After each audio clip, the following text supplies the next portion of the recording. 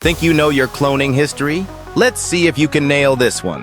Which animal holds the title for being the first successfully cloned mammal from an adult somatic cell? Here are your options. A monkey. B, a cat. C, a sheep. D, a rabbit.